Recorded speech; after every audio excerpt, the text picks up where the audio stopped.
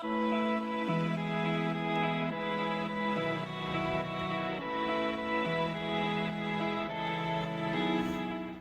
and welcome. Today I've got here a frankly gorgeous sculpt from Artisan Guild. This is Lenora, the Lady of Darkness, from the Bloodhunt set. As you can see, vampire themed. She comes with a few different options when you print her out. The sword can be with or without the bats. As you can see, I printed the with bat option for everything, including the base. Normally, when I print minis, I don't print the base in resin just because it's normally a waste of resin. I'll print just a plain base in FDM. However, for her, I wanted all the bats, so I made an exception. I'm going to be having quite a lot of fun with this mini. I think it's got a lot of things that are abnormal. So for example, I'm going to start off with the skin, and being a vampire, it can't really be warm, fleshy skin. It's got to be very pale skin. After that, we've got the bats themselves and the bat, I don't know what you call this, skirt, half skirt wing there. And then I think I'll have a lot of fun with this blood magic effect coming off of all the weapons. So let's get stuck in. With most models, I find it easier to start with the lowermost layer, which is normally skin, and this will be no exception. I've got my Rakarth flesh here, which is, I don't know how to describe this, very like watered down tan, like a very pale skin tone. Ugh. And I'm going to use this obviously on the skin. I've watered this down already on my wet palette with some water, because skin, you want to see all those details through it. And with Artisan Guild minis, there is a lot of detail. I mean, look at those eyes. I'm going to go around and do a few coats of this on the skin. So obviously the face, she's got quite a bit of cleavage showing there, so I'll grab that. Her arms have got these ruffly things, so the arms aren't showing. Make it a bit more paint here. However, her hands are, so let me grab those hands, as well as it's a bit up to your imagination, but I reckon she's got bare legs under this batwing thing, almost like she's wearing just a corset and a skirt, and her legs are showing above her boots. So I'm going to go around now, apply this all over, wait for it to dry, and do at least one other coat and see how that looks. The Rakarth flesh is all dried, and as you can see, I haven't been too concerned about spilling over the edges, since I'll tidy that up later. I'm now going to go ahead and give this a wash.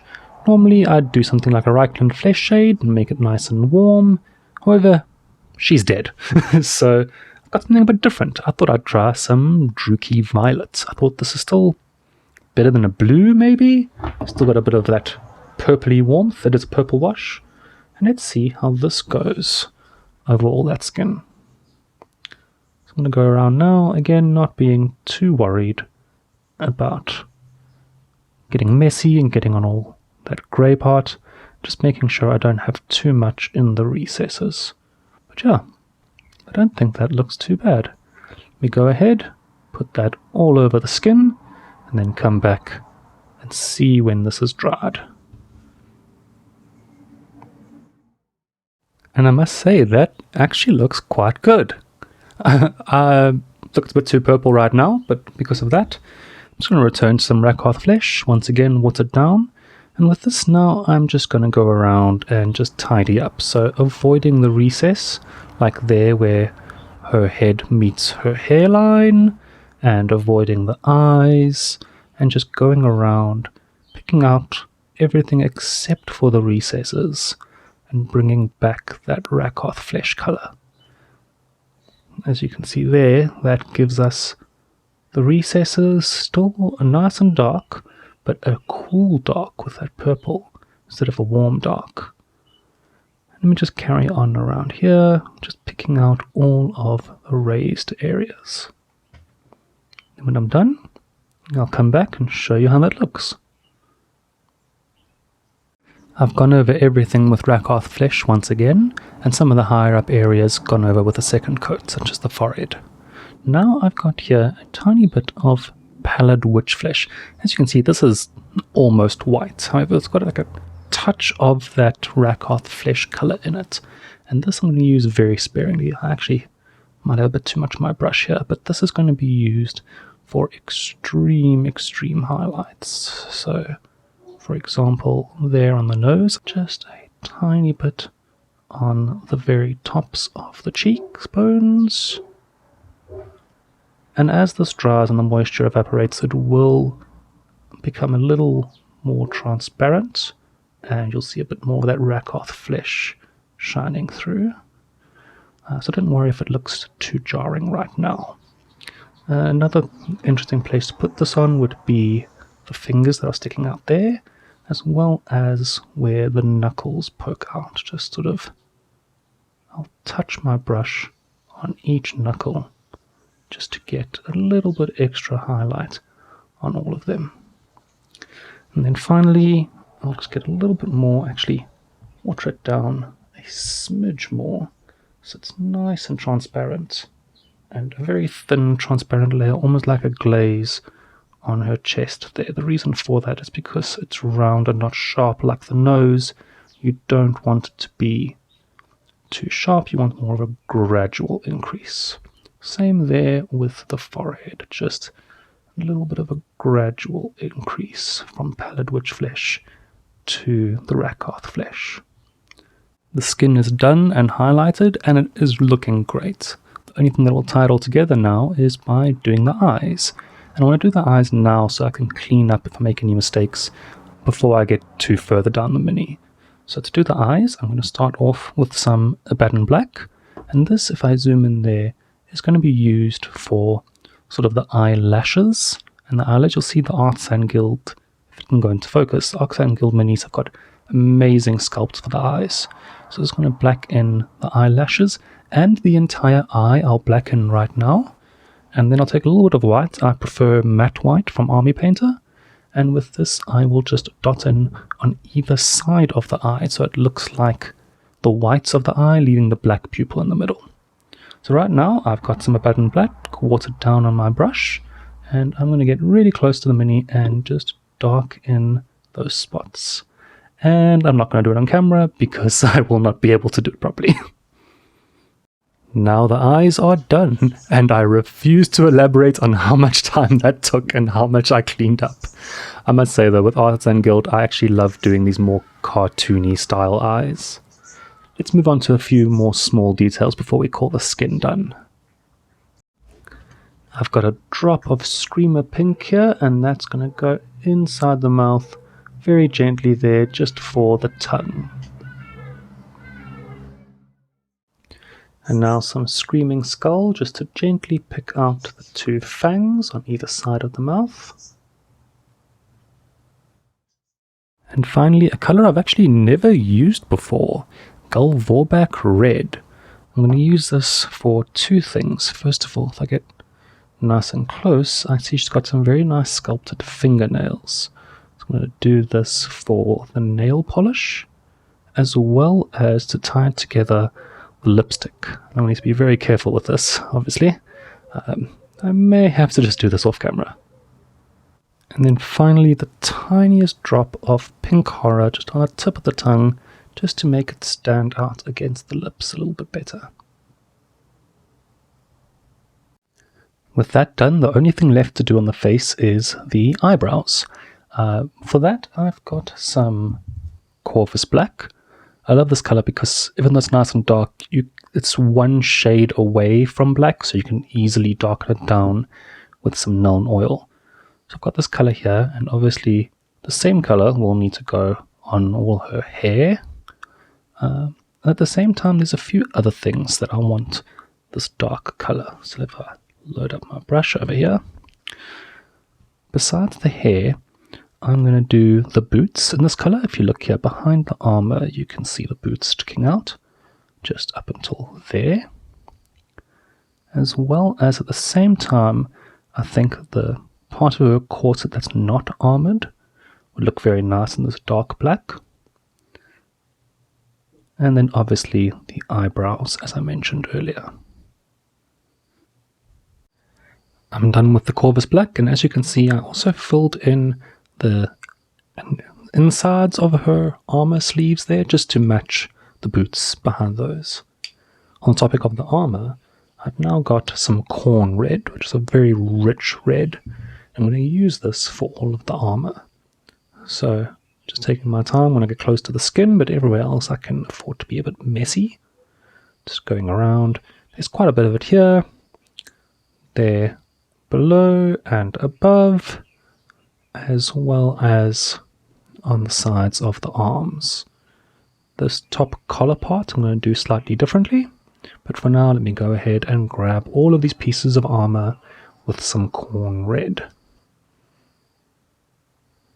This is really starting to come together now.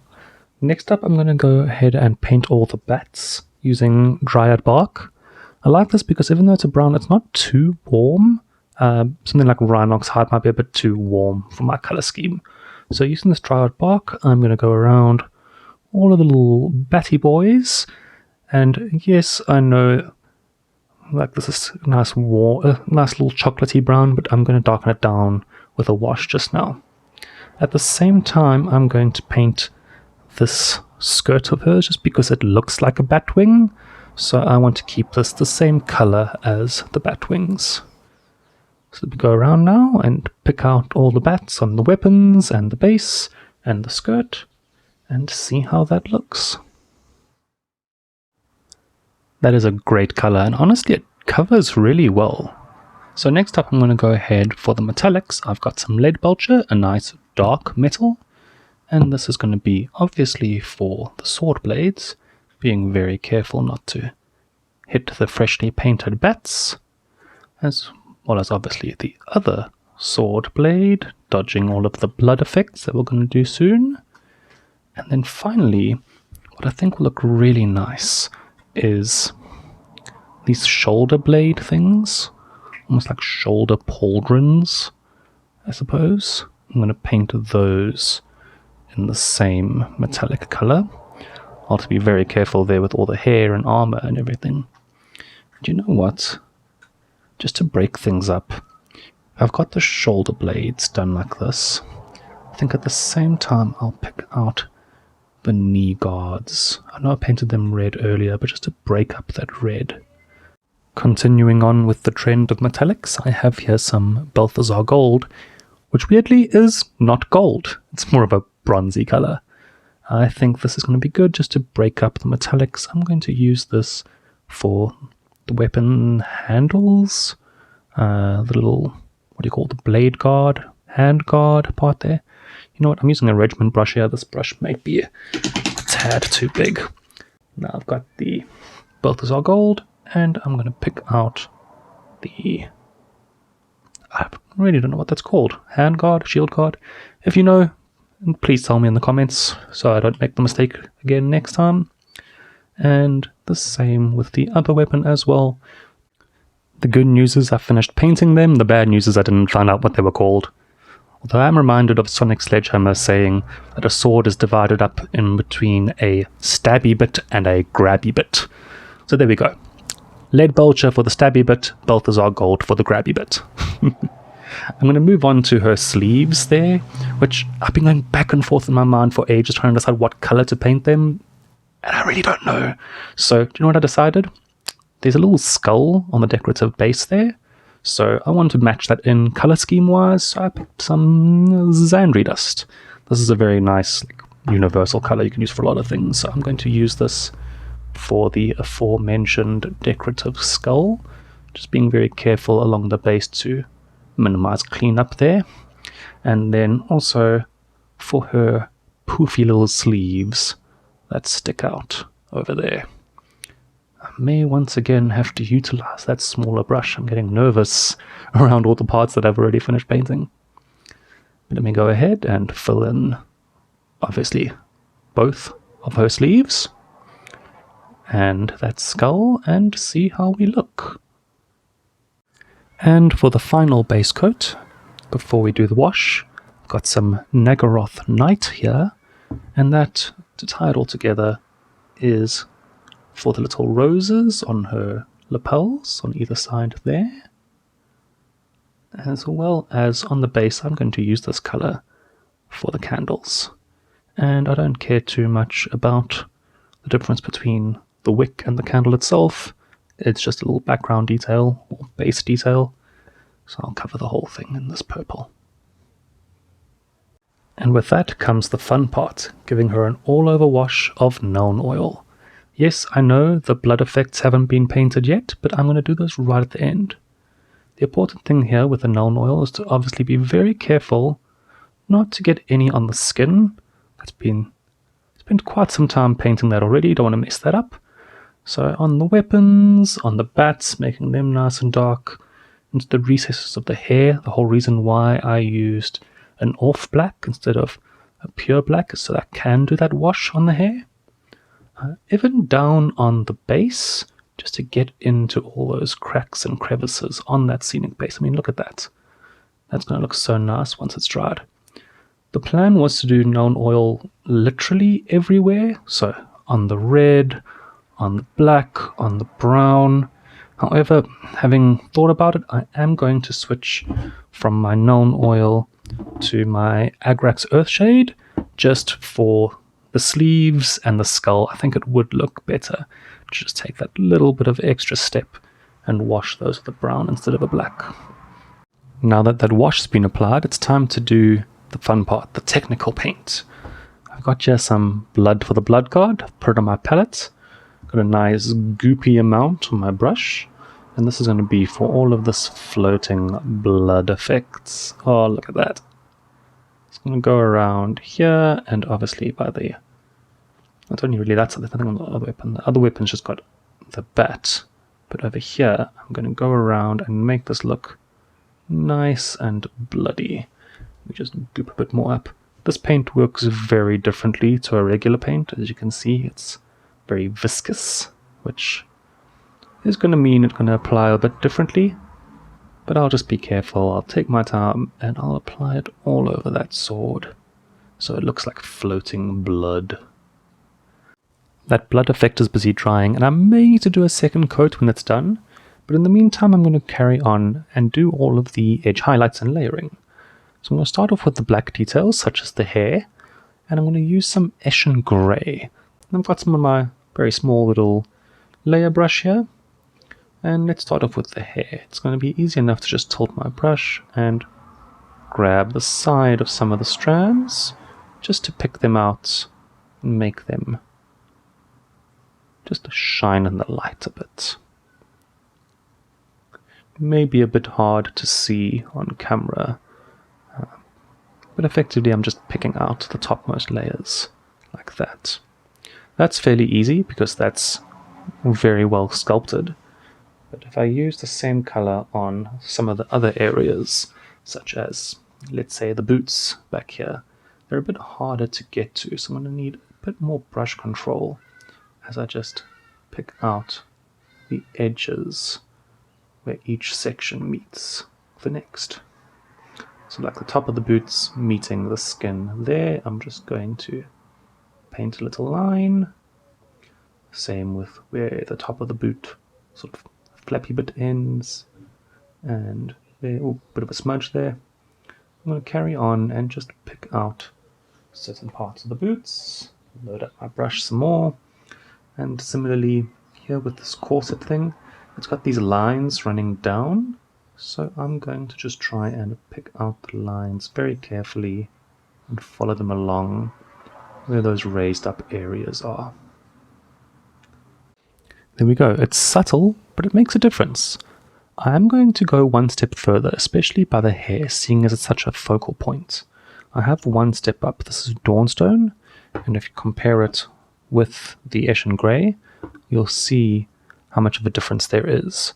So this, I'm going to be rather selective and just pick out some of the more focused strands. So there, right near the top, right near the tips.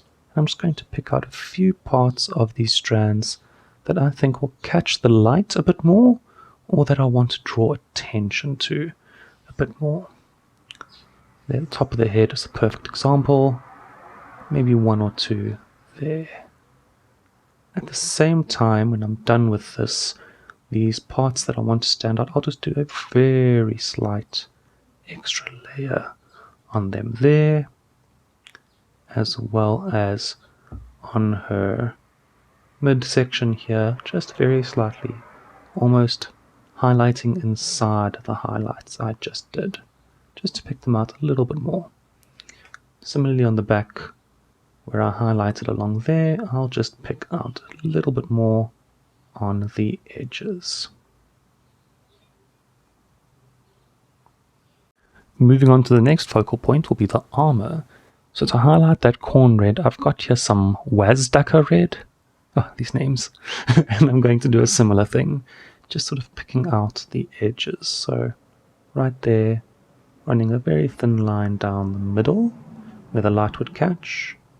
Where that meets there, I'll do a thin line. And this paint actually does become a tiny bit more transparent as it dries. So I know it is a bit shocking right now, but it does look better as it dries. I must say that actually looks rather nice. It makes the armor look very sharp. I do have one extra step, and that is Wild Rider Red. This isn't red, this is bright orange. And I'm saying, look at my brush, it's bright orange. And this I'm going to use very sparingly, only on the very sharpmost points.